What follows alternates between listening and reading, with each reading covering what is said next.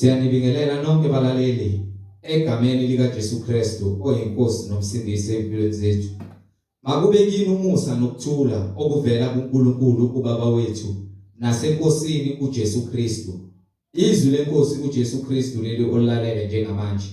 Izwi lenkosi uJesu Kristu lapho sishumayela khona, sifundise, siphinde sihlole imibhalo engcwele ngokwentando kaNkulunkulu kwindodana yakhe uJesu Kristu oyinkosi nomsindisi empilweni zethu. Sizocela kubo bonke abantu abalalele njengamanje ukuba sonke sibe namaBhayibheli ukuze sonke sizofunda kanye sibe nokuqonda njengoba sifundiswa sishunyayezwa ukufinyelela eqinisweni engeke laguqulwa ngomuntu ngokwentando yakhe uJesu Kristu izwi likaNkulunkulu.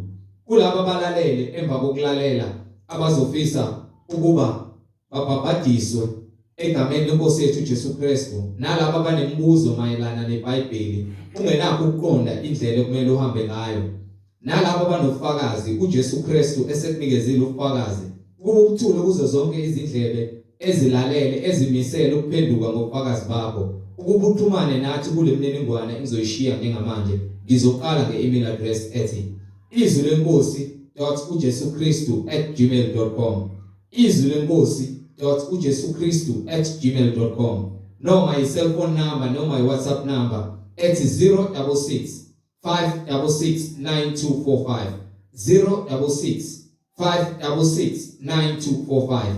Balaleli, izintshumayelo zonke ziyatholakala ku-YouTube. Lapho ungahlala khona phansi uphethe iBhayibheli lakho, ulalelisise kube ngabe lokho okuzwayo ngamadlebe akho ngabe umoya ongcwele uyakufakazela yini ngemibhalo engcwele iBhayibheli. Ku-YouTube uzosearcha, usubscribe, upress the notification button. Uzothi izwi lenkosi uJesu Kristu, izwi lenkosi uJesu Kristu.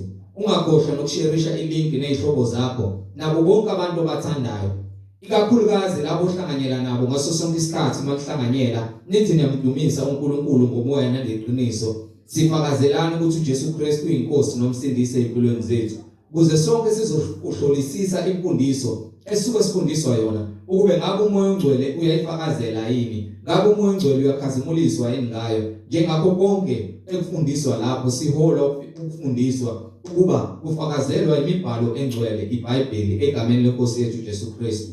So sheshisa mfowethu udownload iBhayibheli efonini yakho ungenalo iBhayibheli, noma ku-laptops noma kwi-tablets noma i-cellphone kuma-app stores, ukuze sonke sizofunda kanye sibe nokuqonda imibhalo engcwele njengoba sishunyayezwa sifundiswa ngayo ukufinyelela eqinisweni elinguJesu Kristu oyinkosi nomsindisi.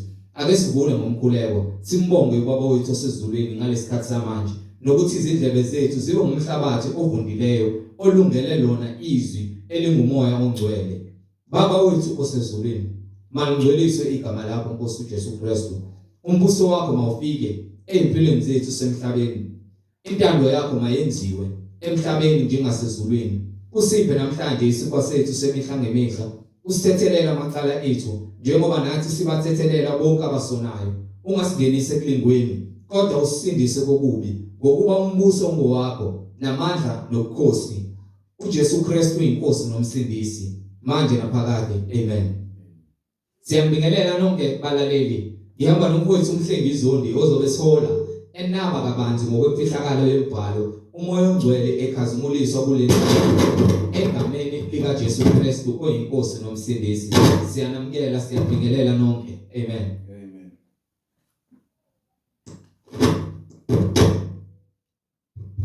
Okay, want you.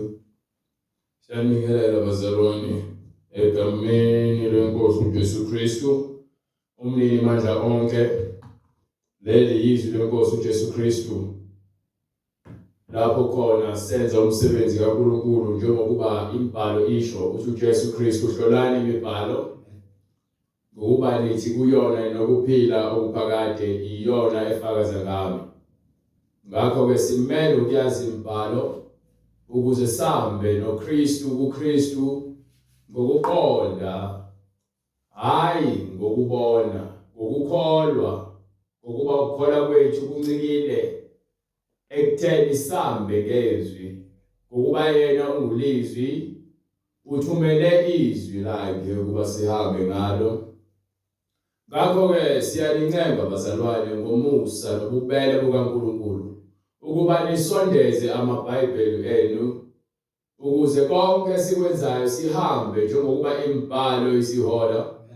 Kungabi ukuba uhola ubuhlakani bomuntu ngokuba ubuhlakani bomuntu kubuwula kuNkulunkulu. Kepha ke izwi kaNkulunkulu lingubuhlakani futhi lingamandla lingukuphila kulabo abakholwayo yilo ukubona bayasindiswa. Ukusindiswa kuvela ngezwi izwi likaNkulunkulu. Siyambonga uNkulunkulu umnini mandla onke yena okukhona konke kungaye ungumphelelisi wakho konke futhi ungumsunguli wakho konke. Silokho sithule bona kufakazi ngayo imibhalo ukuthi uJesu Kristu inkosi futhi ke akukho okungaphezu kwakhe yena uyikho konke kubo bonke phakathi kwabo bonke. Siyambonga uNkulunkulu ngabaprofeti bakhe abangcwele abaphathisa izwi baliphatha bathembeka kuye namanje izwi lakhe limile aliguquki lidinga labo abafuna ukuzinikela ukuthi bathole ukuphila nalabo abomileyo ngokukamoya nabalambileyo twabaya kusuthiswa nalabo abafuna ukuhlanza izinhliziyo zabo kuthiwa bayakubona ubuso kaNkulunkulu uma bevuma ukuthi izwi libahlanze libageze babe mhlophe qwa njengelo bese bethola inqhele yasezulwini ngesikhathi esifaneleyo. Siyambonga uJesu Kristu ngabapostoli bakhe abangcwele abanika izwi baphathisa amandla asezulwini base behamba beshumayela begcwalisa isiphiwo esasithenjisiwe kulabo abakholwayo nabasindiswayo kulo lelizwe elibhubhayo ngokungabi namthetho nokungabi na qiniso. Ongiphi incwadi yokuqala kaPetru sahluko 2 kusukela kuverse 1 sibheke ukuthi umoya engcwele uthini kusukela kuverse 1. Incwadi yokuqala kaPetru isahluko sesibili kwivesi lokuqala. Yes sir. Ngakho lahlani ububi bonke. Manje ke kuthiwa masilahle ububi bonke nobuqili bonke. Ushiye nani? Nobuqili bonke. Asike sibheke ukuthi ubani omubi futhi ubani oyiqili. Onginike incwadi ya Genesis sahluko 3 kusukela kuverse 1 sifuna ukubheka ukuthi ubani oyiqili. Ngakho ke uma sesithola ukuthi ubani oyiqili kusho ukuthi nawe uma uyiqili uyafana naye. Glory to God. Kumele ushiye indlela yokwenza. Ushiye indlela ezokuholela ekufeni. Zimbili kuphela izindlela. Sishumela leli vangeli ukuze sisindise imphefumulo. Sihlole imibhalo ukuze sikholwe sibe nokuphila okuphakade kuyona. Ayikho indlela esingathola kuyona ukuphila okuphakade kuyona ngaphandle kokuhlola imibhalo. Ungalandela abantu ubona kubefake amabhantshi amakhulu begqoke kahle benamabandla amakhulu. Landela iqiniso, hlola imibhalo, kholwa ngokuba uyaqonda ukuthi ukholwa yini. Ungakholwa ngoba nabekele izinganekwane namanga nezinto ezingekho eziqhamuka ngezinkanuko zomuntu. Wena kufanele ukholwe iqiniso. Fanele ulazi iqiniso ngoba kuthiwa iqiniso liyakukhulula. And noma ngabe ubani indodana yomuntu emkhululile ungokhululiweyo. Iqiniso lingumkhululi. Uma usaba ukukhuluma nokuphila iqiniso awunandawo kuJesu. Uyigatsha elikhishiweyo elizokoma ngokuba alikho emvinini. Manike. Glory to God. Incwadi uGenesis isahluko Glory to God. Jesus Christ. Glory to God. Manike. Incwadi uGenesis isahluko sesithathu ivesi lokuqala. Yes sir. Inyoka yayinobuqili kunazo zonke izilwane. Uma ke ake sibheke manje ukuthi ubani oyinyoka kwincwadi ya Revelation isahluko 12 kusukela ku verse 7. Ekuthiwa inyoka inobuqili akithi. Inyoka inobuqili. Awukunike lapha kusahluko 12 verse 9. sifuna ukubheka inyoka ukuthi ubani. Khona sokucacisa le ndaba le lokuthi ni understand ukuthi uma unomoya wobubi nobuqili unomoya wani uma ugcwele ubuqili. Go ahead. Incwadi isambulu isahluko seshumi nambili. Yes sir. Verse 9. Yes sir. Wayesephonswa phansi uDrago omkhulu. Wasephonswa phansi uDrago omkhulu. Inyoka endala ethiwa wasekuthiwa khuluma ngoDrago khuluma ke ngobani ngoDrago omkhulu inyoka endala ukuthi obani umhlebi noSathane. Umhlebi nani noSathane. So uma uthanda unomoya wokuhleba unomoya kaSathane odukisa izwe lonke. Ulahlekisa abantu abahlebayo badukisa izwe ngoba bakhuluma izinto ezingekho. Mawuthanda ukuhleba unomoya kaSathane ngokuba udukisa isizwe ngomoya wenkohliso. Glory to God. Kumele uyeke umoya wenkohliso. Hallelujah. Wayesephonswa phansi uDrago omkhulu. Inyoka endala ethiwa umhlebi noSathane. Wayesephonswa phansi uDrago inyoka endala ethiwa umhlebi noSathane. Odukisa izwe lonke. Sondeza lokhu yamanje. Udukisa izwe lonke. You understand? Udukisa izwe lonke ibambe kanjalo. Ufune sicharge leyo because iyona ekumele ingacishi. Ngacisha konke lokhu uSathane uzama ukukwenza kepha lokho kufanele ingacishi. Isibekezelele bazalwane. Sondeza ngifuna ibe lethuze kwami ngifuna izwakale ngoba manje sekwenzeke lento ezakala. Beke la.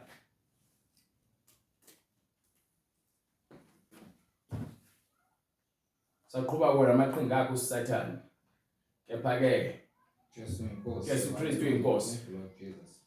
Ayike asike sizwe ke ngomhlebi manje inyoka endala. Waphonswa phansi uDrago omkhulu inyoka endala ethiwa umhlebi noSathane. So ke mekuthiwa ke manje lahla phansi.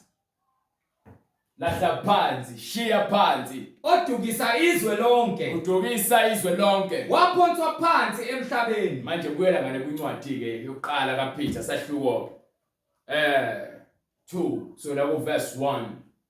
You understand? Cishe speaker lapho. Ngakho lahlani ububi bonke nobuqili bonke. So uma ke unobubi senzo esibu shiya isono phansi bese phinde futhi ushiye ubuqili ngokuba lokho kungumoya kaSathane.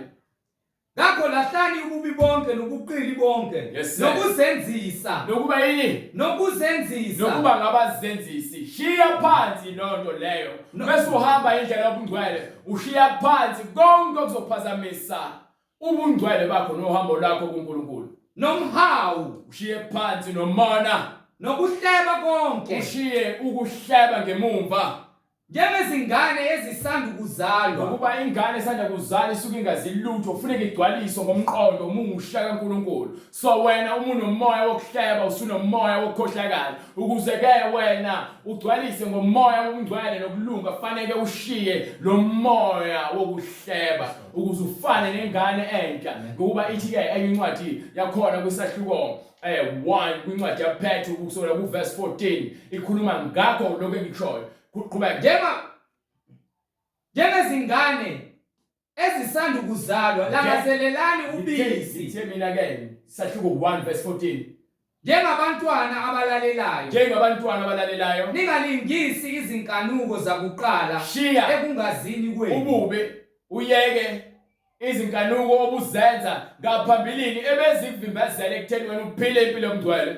Kodwa njengowanibizayo engcwele ukuba sibizelwe kulowo omsulwa ongcwele okhazimulayo ophelele manibe ngcwele nani kuhambeni konke ukulisibe ngcwele ukuhambeni konke ngokuba kulotshiwe ukuthi ukuba kubhalwe phansi utheni manibe ngcwele basebe ngcwele ngokuba yena ungcwele.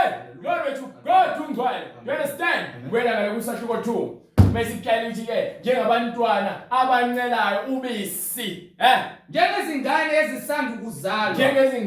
ezisanda kuzalwa langazelelani ubisi langazelelani ukuhlakanipha olungokomoya ukuhlakanipha kokumoya olungena konakala Bona akusoze konakala ngokuba kuqhamuka kumnini mandla onke yena naye futhi ongasoze wonakala ngokuba yena uperfect yena uphelele. Do you understand? ukuze nikhule ngalo kube ngokusindiswa Ukuze sikhule ngobisi noma ngokuhlakanipha bese kuba insindiso ngokuba ke ukuqala kokuhlakanipha kungumesaba uJehova. Mase uqala ngokuhamba kokumesabela uJehova kusho ukuthi wena manje so uhamba ngezwi lakhe elingukuhlakana. Do you understand?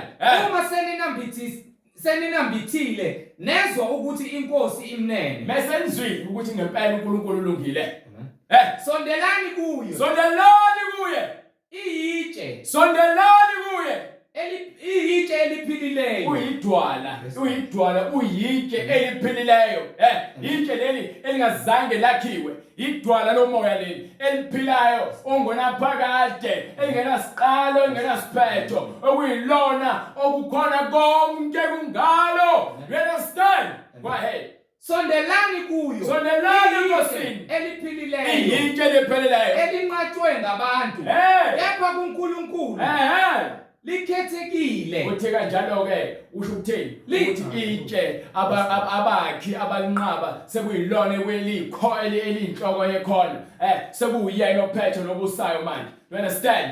Ukuba manje uJesu uyena osebusa oseyidwala kusho ukuthi uthatha amandla kaNkulunkulu wonke wanikwa uNkulunkulu. Akekho umuntu njengaye akasoze abakhona njengoJesu. Jesu Kristu inkosi. You understand? Kube inkazimulo kaNkulunkulu ngoba uNkulunkulu enkazimula kuyena. You understand? Banike. Sondelani kuyo iyitshe eliphilileyo elanqatshwa ngabantu kepha kuNkulunkulu likhethekile liyigugu noma bemphika kepha kuNkulunkulu yigugu.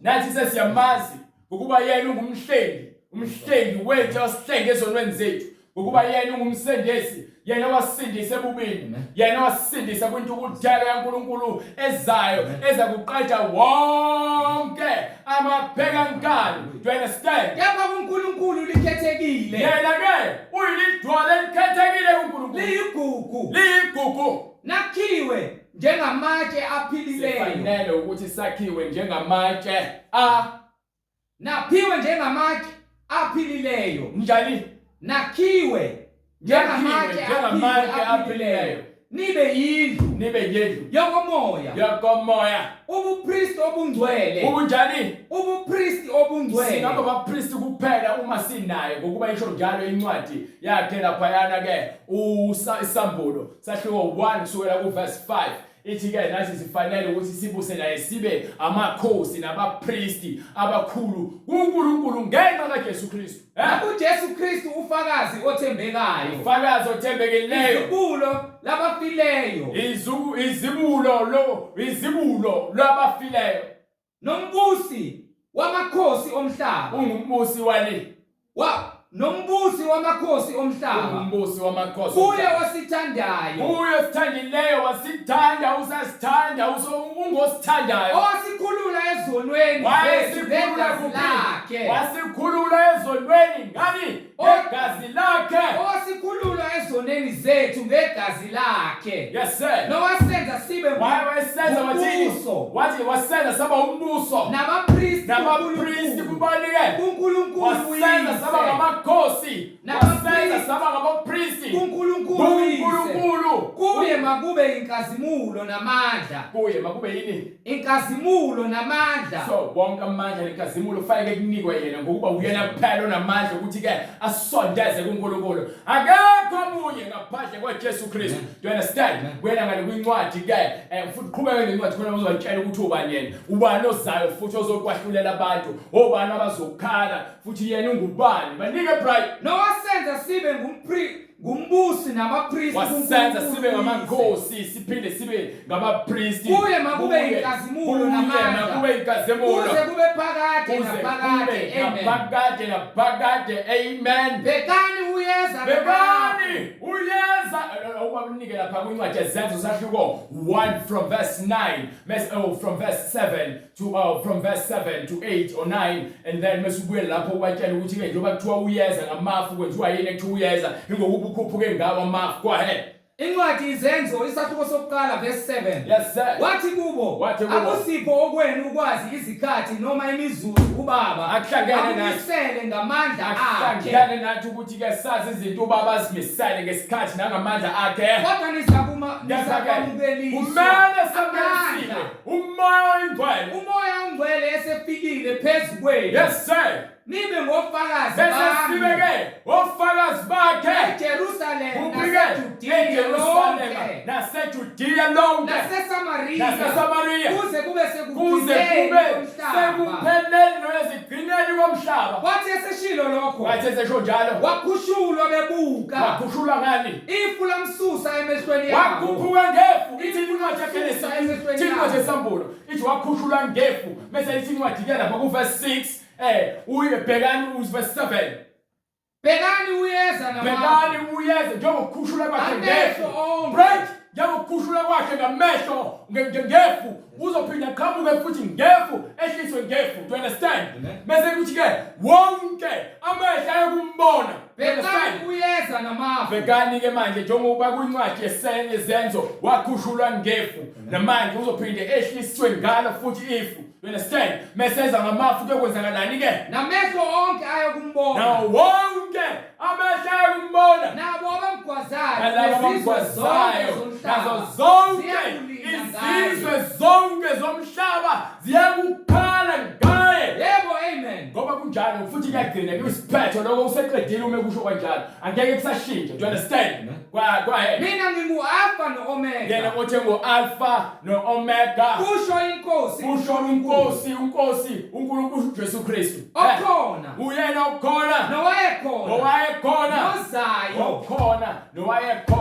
Ozayo. Ithi incwadi eqaleni kwakukhona ulizwi waye kuNkulunkulu. Ulizwi waye kuNkulunkulu. Yezwa loo nto leyo. Uyena okhona nowayekhona nozayo. Yezwa umnini mandla onke. Amandla wakhe wonke. You understand? Ufuna ukuhamba naye, ufuna ukunderstand ukuthi ungumnini mandla onke.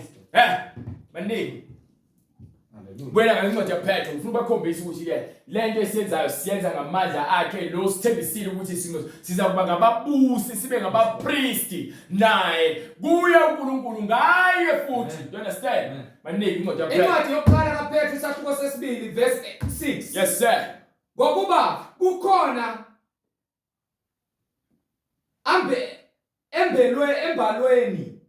embalweni ukuthi bhekani. Listen. Funda kahle. Ngokuba kukhona embalweni ukuthi bhekani. Ngibeka eSiyoni. Itshe legumbi. Ngabeka eJerusalema itshe legumbi. Elikhethekile. Yes sir. Liyigugu. Okholwa yilo.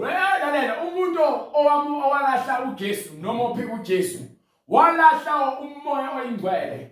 Walahla iqiniso. Wakhetha ukuphila ngempilo lezinkanuko zenyama. So ke uNkulunkulu usinike umoya oyingcwele ukuze siphile ngawo. Abantu bafuna izindlela zabo eziphambene nobungcwele ukuze baphile ngazo. Izindlela eziholela kuphike ekubhujisweni.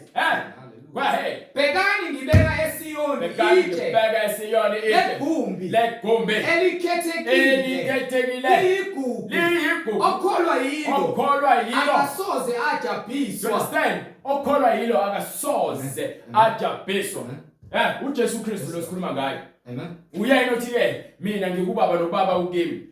Yezwa lonke. So umuntu okholwa yizwi likaJesu ukholwa uNkulunkulu akakholwa inyama ukuba indodana yona fanele akakholwe iyona ngokuba ithunye ubaba. Ingakho ke shumayela izwi kaBaba elinika thina ukuba nathi sibe nawo lamandla ayinikwe wona. Amandla kuphi? Asezulwini alethe emhlabeni. Ilona ke lelo dwala lelo utshelele elanikwa thina. Abaningi bayalinqaba namhlanje kepha labo balamukelayo bathola ukuphila, bathola ukuthula, bathola intokozo, bathola ukujabula, bathola ukwenama nokwethaba, bathola uthando lweqiniso. You understand? Bathola ukuphila okuphakade ngokuba lezwi leli libahlukanisa nazo zonke izinto zomhlaba, libahlukanisa nofebe, libahlukanisa nokudakwa, libahlukanisa namanga, libahlukanisa namanyala nakho konke ukungcola, libahlukanisa nokuhleba, libahlukanisa nokuphika, libahlukanisa nabo konke ukuthakatha nayo yonke into ezokwenza wena ukuthi ulahlekelwe ukuphila okuphakathi. You understand? Maneke ngakho kini enikholwayo, ngakho ke nini enikholwayo igumbi, igumbi, kepha ngabangakholwayo, kepha labo abangakholwayo lini. ngakho kini enikholwayo, Hamsheshe brother, igumbi, igumbi, kepha ngabangakholwayo, yitshe, kwabangakholwayo yike, abalinqabayo, labo abalinqabayo. abakhi, Yes, sir. yilona elaba yinhloko yegumbi. So abafundisi abaningi banqaba uJesu, bafuna ukuhamba ngeziganuko zabo, bafuna ukugcwalisa ukungcola kwabo. Manje sebekhulekile ukuba bafuna ukusebenzisa umoya ingcwele noma ukuthi basetshenziswe umoya ingcwele ukuze bakhulume iqiniso ubani nobani umakhelwane wakhe, ukuze wonke amagama aphume emlomeni wakho kube ngamagama akwakhaya. Ingakho samabandla amaningi ahlukahlukene ahamba ngezimfundiso zabo ezingekho eBhayibhelini. Sikhuluma ngoShembe, sikhuluma ngama-Roman Catholic Church, sikhuluma ngama-Luthela, sikhuluma ngama-Methodist Church, sikhuluma ngawo amaNazaretha, sikhuluma ngazo izayona ezigcwele abantu bezwasho, sikhuluma ngabo labo abasibiza basindisiwe, kepha-ke bengafuni ukuhamba ngeBhayibheli, benze izibonakaliso zamanga, abaprofeti bamanga nabafundisi bamanga, abapostoli bamanga, bagcobana ngokwezikhundla nangokwazana, bafuna ukuthi-ke benze intando kaNkulunkulu njengoba imibhalo isho. You understand? Sikhathele ukuthi abantu badlale ngathi besikhohlise ngezinto ezingekho eBhayibhelini.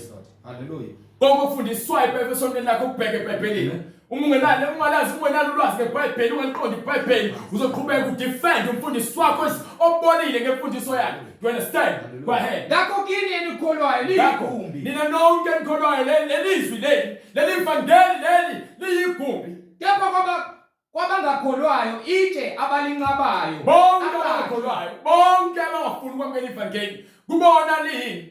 yitshe, abalinqabayo, abakhi, yilona elaba yinhloko yegumbi. So manje laba abanqabayo seliyinhloko, seliyabusa mase selithwe inhloko ukuthi uJesu Kristu uyinhloko yebandla. Ngakho-ke ibandla liwumkakhe ke. Bonke abantu abahamba kuJesu bahamba ke ekutheni balandela umyeni webandla. Do you understand? Go ahead. Netshe lokuqhuzula, Into lokuzula, nedwala, idwala ukukhubekisa, likhubekisa, baqhuzuka bengalaleli, bakhuzuka izwi. bonke abangezwa behamba ngezikanuko. Ingakho iBhayibheli ithi umuntu wesifazane akangaluki, umfundisi wakho uthi akaluke, uncamela ukubalekela iqiniso, ufuna ukuya la kuthiwa khona mboluka upende ubuso bakho ufaka amabhluku umuntu wesifazane, uya la khona kuthiwa-ke ayikho inkinga umanilala ningashadile, naye uhambe esontweni lapho khona angashiwa ukuthi vumani izono zenu ngenxa yokuthi ulandela izibonakaliso zamanga, banika amanzi, bathembisa uwangala, bafana namafu aqhutshwa umoya, bafana nemithombo engenamanzi. Ngakho-ke banifundisa lezi zinto lezi ezifuna amadlebe enu, ngoba amadlebe enu ayabatshwa, anifuni ukuzwa iqiniso. Glory to God. Ekugcineni nizaguqa phambi kukaJesu Kristu ngoba uJesu Kristu uyinkosi. You understand? Glory to God. Nimelwe ukuthi nime ezwini, but manje uJesu Kristu mina useyitshe lokuqhuzuka ngoba ngeke ungalaleli. You understand? Hallelujah.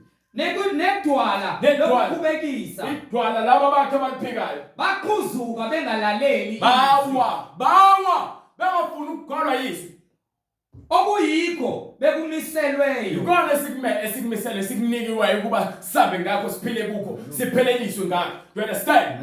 Kepha nina nuluhlanga, nina abantu olukhethiweyo, enikholwayo nilohlanga olukhethiweyo, ubupriest obobukhosi, ukuze-ke nibe abapriest abakhulu bobukhosi njengayo Jesu Kristu, isizwe esingcwele, isizwe esingcwele, abantu abazuziweyo, yabona abantu abazuziweyo bazuzwe bakhishwe kwimfucuza noma emafukuthwini ehlathini emasontweni amanga, balethwe eqinisweni, baliqonde izwi. Uma size sihlala imibhalo bayizwa lento esishumayela ngoba ibhalo ephansi eBhayibhelini. Uma ukhethiwe usuke uthola umusa, kuthiwa baningi babiziwe kepha bambalwa abakhethiweyo.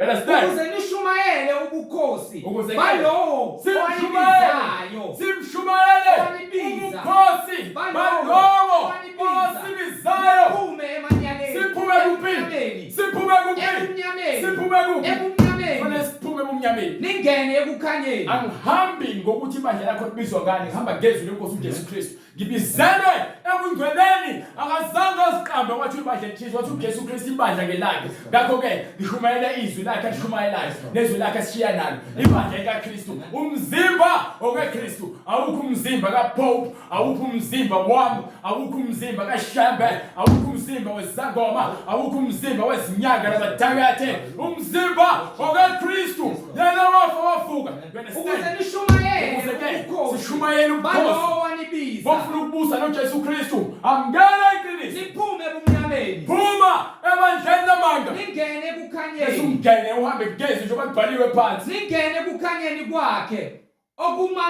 okumangalisayo uyena onokukhanya onenkazimulo emangalisayo akekho omunye akekho omunye glory to God akekho omunye yes Jesus Christ enikade ningesiso isizwe hayi besingesona isizwe bezizwe singabanyanyekayo siyiziwula namhlanje ke sithole ukukhanya sithole izwi eliphilileyo ngokukholwa izwi lenkazimulo kaJesu Kristu. You understand? Ekade naningesiso isizwe isizwe sikaNkulunkulu namhlanje ke siyisizwe sikamoya ngcwele enaningahawukelwanga kepha manje namhlanje samukele umusa samukele iqiniso siyethethela izono zethu ngokukholwa izwi lobungcwele izwi lokuthula izwi lothando iyona nto ezosifaka ezulwini asifake ezulwini izivatho asifake ezulwini amagama amabandla asifake ezulwini amadlozi asifake ezulwini ngobungani sifake ezulwini ngokukholwa izwi asifake ezulwini ngobuhlobo sifake ezulwini ngobungcwele. You understand? Go ahead. bathandekayo njengabafana nezihambi ukuba nidede ezinkanukweni ezinkanukweni zani zenyama abanike lencwadi futhi ezobatshela the same thing kwincwadi yokuqala kaJohane sahluko 3 or sahluko 2 verse 15 if it's not sahluko 3 or sahluko 2 right verse 15 ngifuna sahluko 3 verse 15 iyona incwadi engifuna njengamanje le ebatshelayo exactly the same thing ebatshela yona ngale kwincwadi yokuqala kaPetru sahluko 2. You understand? Incwadi kaJohane sahluko 3 verse 15 right ngifuna lo ncwadi leyo njengamanje right kusheshe ikhuluma ngokuthi ke masingabuswa izinto zasemhlabeni. incwadi yokuqala kaJohane isahluko sesibili verse 15 yes sir right ningathandi izwe nezinto ezisezweni uma umuntu ethanda ningathandi izwe nezinto ezisezweni kwela kanti incwadi batshela ithi mesemva lokubuyele la uqhubeke nayo bathandekayo ngiyanincenga abazalwane njengabafokasi nezihambi nidede ezinkanukweni zenyama message ngale ningathandi izwe nezinto ezisezweni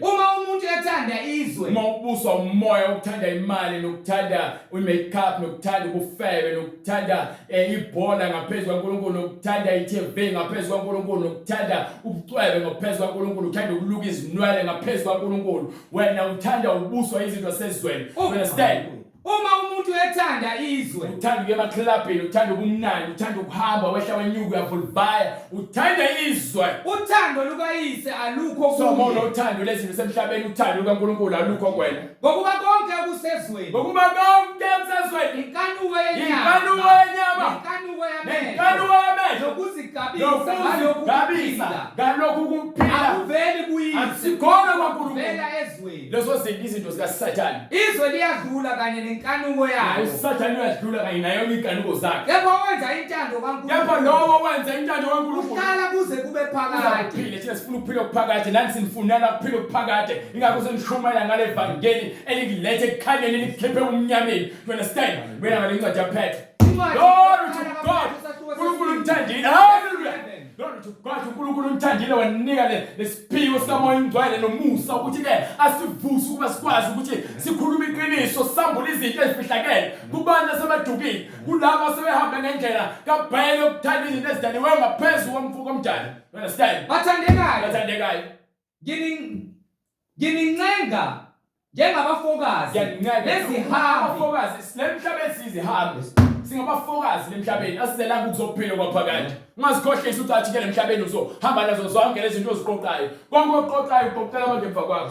You understand? bathandekayo nginincenga njengabafokazi nezihambi njengabafokazi nezihambi ukuba nidede ezinkanukweni zenyama niqhele ezinkanukweni ezilwa nomphefumulo niqhele ezinkanukweni zokuphila ezilwa nomphefumulo niqhele ezinkanukweni zokudaka ezilwa nomphefumulo niqhele ezinkanukweni zobugebengu ezilwa nomphefumulo niqhele ezinkanukweni zokuhleba ezilwa nomphefumulo niqhele ezinkanukweni zokuthakatha ezilwa nomphefumulo niqhele ezinkanukweni zokuba yitabane ezilwa nomphefumulo zilwa nani nomphefumulo umphefumulo ubaleke ngaphezulu kwanenyama kuyona. You understand? nibe nenkambo enhle Masibe nani? nenkambo Masibe enhle nokuhamba kuhle enkosini phakathi kwabezizwe phakathi kwabanjani kwabezizwe phakathi kwabangakholwayo phakathi kwabangakholwayo masibonakale masikhazimule makhanye ukukhanya kwethu phakathi kwabantu bonke ukuze ke uNkulunkulu wasemazulwini akhazimuliswe ukuze kuthi lapho ke awunabingelela abazalwane kuphela ubingelela wonke umuntu. Yayizona nto leyo wakukholwa awunakuziphakamisa uzitshale ukuthi wena ungcono nabanye abantu kufanele ukuzehlisa uzithobe ngaphansi kwesakhe sikaNkulunkulu esiphakemeyo. Amen. Go ahead. nibe nenkambo enhle Manibe phakathi nenkambo kwabezizwe enhle phakathi kwabezizwe ukuze kuthi lapho benihleba ukuze ke lapho besihleba ngokungathi ningabenzi bokubi ngokungathi ningabenzi abenza okubi ngokungathi singabantu abenza okubi ngokubona imisebenzi yethu emihle imisebenzi yethu kufanele ihlobe ngobuhle badumise uNkulunkulu ngosuku begcine bedumisa abanini uNkulunkulu ngosuku lokuhanjelwa qhubeka thobelani izimiso zonke zabantu ngenxa yenkosi ngake naku mekhuluma nje izimiso zabantu kusho ukuthi abantu mabekhona abakumisileyo okungumthetho wasemhlabeni uma ungaphambene nentando kaNkulunkulu sifanele ukuzithoba ngaphansi kwawo ngakho bawuphambene nomthetho nomyalo kaNkulunkulu ngeke sikwazi ukuzithoba ngaphansi kwalokho. You understand? Sizithoba ngaphansi kwesandla sabantu ababambe umthetho ngendlela efanele phambene nokulunga. Amen. Thobelani izimiso zonke zabantu ngenxa yenkosi. Yes sir. Nokuba kuyinkosi njengokuba ingumkhulu njengoba inkosi kuyiyona enkulu ekuyiyona ibeke amakhosi emhlabeni yabeka izikhulu yabeka ukapteni yabeka bonke abantu beke nombuso emhlabeni ababusayo ngendlela engafanele bazowuthola umvuzo wabo. Wena unako ubajezisa abantu bafanele ukujeziswa umoya ingcwele. Wena into eshumela ngento engishumelayo ukuthi isitshela abantu baphenduke baye ukuhamba indlela zobubi bashiye konke okunyanyekayo bashiye konke okuqili bashiye konke kwezinkanuko zasemhlabeni. Thobelani izimiso zonke zabantu ngenxa yenkosi nokuba kuyinkosi njengokuba ingomkhulu. Yeah, you understand? Nokuba kungababusi njengokuba bethunywa yiyo ukuze bajezise abenza okubi. So bonke abantu abakhuluma izwi elipheleleyo bekhuluma izinto bebeke umthetho ukuze mekhona wenza uphula umthetho umuntu mayoboshwa ejele usuke ejeziswa lo muntu ngokuganga kwakhe. So ke umuntu ogwetshwayo ugwetshwa ke ngokuganga kwakhe. So lo muntu lo osuke ebekiwe lapha ukuthi agweba abantu akufanele ahlulele ngendlela engafanele. Kufanele akhulume iqiniso, kufanele ahlulele ngeqiniso ngokuba uma ethatha imali yomgwazelo ivala amehlo omuntu ohlakaniphileyo. So umuntu kaNkulunkulu yena akana kuthatha imali yomgwazelo futhi akana kuthatha imali yesabelo sokufa nemali yegazi. Nokuba kungaba ngababusi njengokuba bethunywa yiyo bethunywe uNkulunkulu ukuze bajezise abenza okubi. Ukuze ke bajezise labo abenza izenzo ezimbi babonge abenza okuhle. Exactly. Ngokuba injalo intando kaNkulunkulu ukuba ngokwenza okuhle nithulise ukungazi kwabantu abayiziwula. So ngokulunga nangokungcwele asinakusoleka phambi kwabantu abahamba ngokwendlela yeqiniso. Sinokusoleka kulabo abakhohlakeleyo abafuna ukuphendula ukwahlulela kwaNkulunkulu kube indlela ekhohlakeleyo. Kepha kulabo abalungileyo nalabo abangamazi uNkulunkulu abafuna ukumazi bazombona ngathi thina abantu esihamba kuye ngobungcwele nangokuqonda nangokukholwa nangokulunga. Hallelujah. Ngokuba injalo intando kaNkulunkulu ukuba njengokwenza okuhle nithulise ukungazi kwabantu abayiziwula njengabakhululekileyo. Thina singabantu abakhululekileyo ngoba sisamba ngeqiniso. Uthi uJesu ke lowo okhululwe iqiniso ukhululiwe. Uma ke uyisigqila sesono nobubi. Umuntu owenza okubi akahlala endlini okwaphakade kepha indodana uyihlala okuphakade. Bonke abantu abenza okuhle labahola umoya engcwele bangamadodana kaNkulunkulu. Bangabantwana bakaNkulunkulu. You understand? Go ahead. Kodwa kungabi njengabenza ukukhululeka kube isigubuzelo sokubi, kepha njengezinceku zikaNkulunkulu. Njengezinceku zikaNkulunkulu fanele silunge phambi kwabantu. Singabi ngabantu abenzela izinto ukubukwa. Singabi ngabantu abazenzela izinto ngoba bezifunela udumo. Kepha makube ukuthi ke uNkulunkulu uyakhazimuliswa kuleso senzo sethu. Ukho konke esikwenzayo uJesu Kristu makakhazimuliswe. Abonakala ukuthi uJesu uyaphila kuthina nathi siyaphila kuyena. Simunye ngomoya wakhe wothando nokubekezela nokuthobeka neqiniso. Ungafiseli umakhelwane wakho kubi. Thanda umakhelwane wakho yobuzithanda. Ube usizo emphakathini. Ube inceku phakathi kwabantu. Ungafuni ukuzikhukhumeza ngokuba bonke abazikhukhumezayo bayakuthotshiswa. You understand? Kodwa kungabi njengabenza ukukhululeka kube isigubuzelo sonkubi, kepha njengezinceku zikaNkulunkulu. Njengezinceku zikaNkulunkulu. Baziseni bonke. Bazisa abantu. Hlonipha abantu. Bathanda abantu. Nithande abazalwane. Nithande abantu. Bathandeni abantu. Mesabeni uNkulunkulu. Mesabeni uJehova. Niyazise inkosi. Simazise yena lowo ngumdali wakho konke. Do you understand? Mesabeni uNkulunkulu nimazise. Nina zinceku. Thobelani amakhosi. Ngokwesaba konke. Kungabi ngamehlo. Navilayo. Ningabi ngokwamehlo nenzela izinto ukubukwa. Mawenza izinto, zenza izinto ngokuzinikela njengoba usuka wenza enkosini. Uma ukholwa ngokweqiniso, uma ukholwa ngokwamanga uyathanda ukubukwa nokuthi wena kuzwakala ukuthi wenzeni. Udumo olufunela wena, olufunela uNkulunkulu. Abantu mababona ubuhle bukaNkulunkulu kuwena, bambeze kuNkulunkulu bazomkhonza ngokuba bayabona ukuthi uNkulunkulu ukhonzwa kanjani. You understand? Baningi. Kungabi ngamehlo navileyo kuphela kodwa niyizithwanguthwangu. Ningabe futhi izithwanguthwangu ngokuba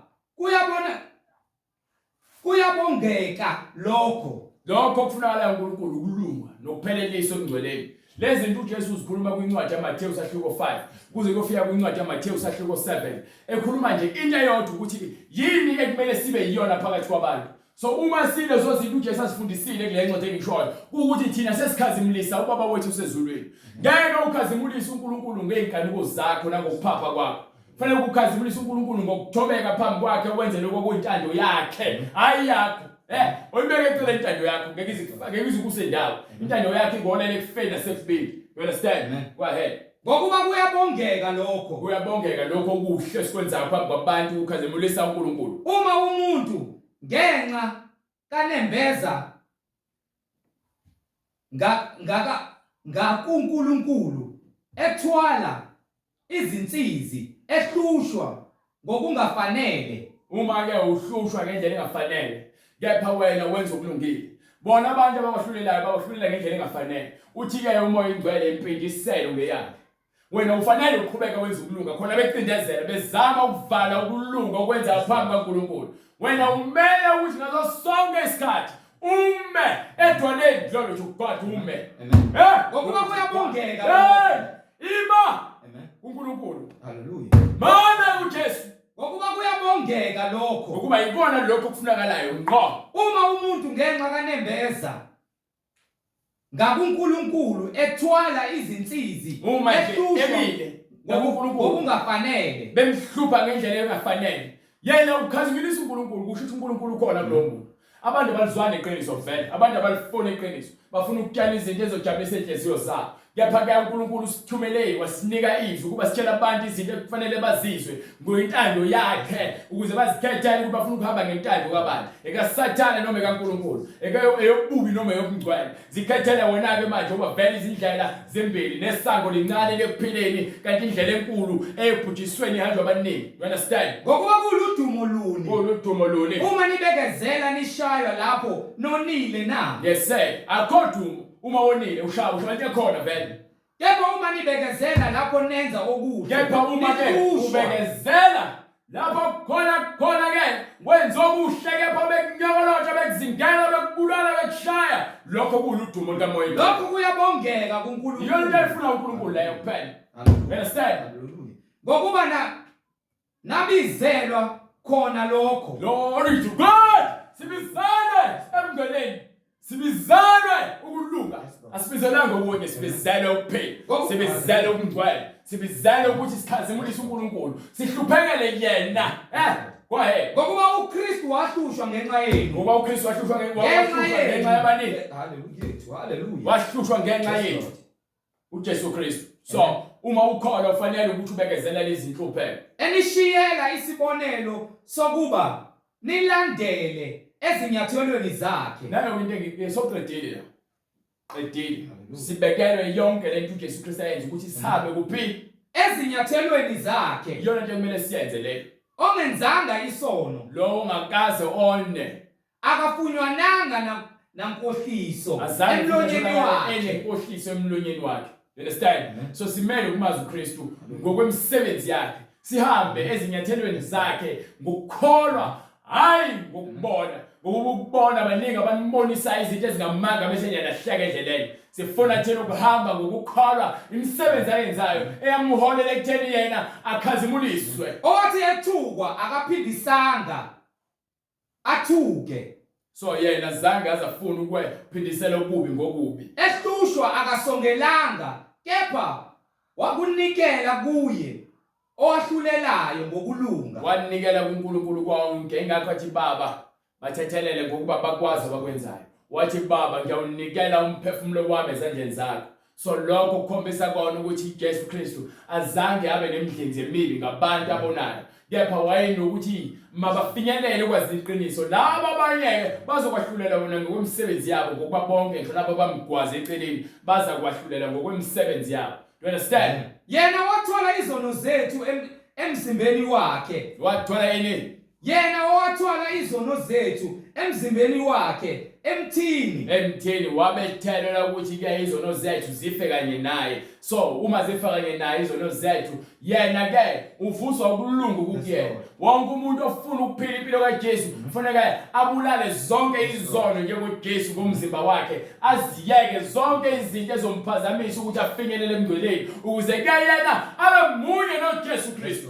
ukuze kuthi sesifile ezonweni ukuze ke siphile sife ekutheni sonke bese ke siphila ebungcweleni ngokweqiniso. Oyena imivimbo yakhe naphulukiswa ngayo. Silashwe sakhishwa ekufeni ngemivimbo kaJesu Kristu.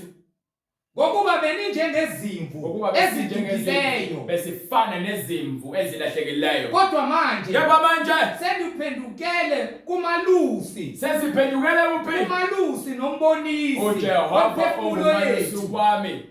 Ngiyokwaswela ungumalusi. uJesu Kristu ungumalusi. You understand? Hamba ke manje ungincwadi yezandla 2:38 ngoba sesiyazi siphelele siwe kuKristu. Labo abafuna ukuhamba indlela yokungcwele mabeze kuKristu. Mawuze uzosinikela ngomphefumulo wakho nangokuqonda nangenkazimulo yakhe ngamandla akhe hayi ngawakho wena ukuthi nje uzidele uvume zonke iziphambeko zakho bese ke uze kuyena ngokuqonda uJesu Kristu. uJesu Kristu inkosi nomsindisi. Incwadi izenzo isahluko sesibili verse 37. Sebekuza abahlabeka enhlizweni bathi kuPetru nababanye abazalwane yini siyakuyenza na? uPetru wayesethi Pendukane. Yiloyo naloyo abhaphathizwe. Yiloyo nalowo ummele ukubhaphathiswa. Egameni likaJesu Kristu. Egameni lenkosi yethu uJesu Kristu. Kukho ukuthethelelwa kwezono zethu. Ukuze sithethelele wonke amacala ethu nobubi bethu nobuqili nazo yonke into esiyenzile ngaphambilini. Khona niyakwamukeliswa ukuze ke samukeliswe sinikwa amandla esezulwini. isiphiwo sikamoya Do you ongcwele understand? ngokuba isithembiso ngesenu abantwana bethu esabo bonke abakude Nkosi uNkulunkulu wethu yakubabili wafakaza nangamanye amazwi amaningi wabayala wathi zisindisani lesizukulwane esiphambeneyo. zisindiseni kulesizukulwane esiphambeneyo. Mase ufuna ukusindisa wena usuke usithinta kule number oyibonayo kwi-screen noma uyizwile ngesikhathi iqala intshumayelo ukuze ke wena wamukeliswe isiphiwo sikamoya oyingcwele emva kokuvuma izono zakho mase ubhabhadiswe egameni likaJesu Kristu. Yilowo nalowo nemibuzo mayelana neBhayibheli uyakusithinta kuyona inombolo leshiwe noma kwi-screen. Yilowo nalowo futhi ke unobufakazi uyakuthumela njengokuba ke imbhalo isho ukuthi banqoba ngobufakazi babo nangegazi lewundlu ngoba bakuthandanga ukuphila kwabo kwaze kwaba sekufeni. Sisho uJesu Kristu inkosi masiphinde sibonane futhi ngokuzayo njengoba kuyinkonzo yokugcina lebhulo namhlanje. Sisho uJesu Kristu makakhazemuliswe siphinde sibonane ngokuzayo ngayo lesimgqibelo noma lesine egameni likaJesu Kristu manje naphakade. Amen. Amen. Baba egameni lenkosi yethu Jesu Kristu uNkulunkulu namandla khazimuliswa Nkosi uJesu empilweni zethu. Intando yakho Nkosi mayenziwe siyabonga.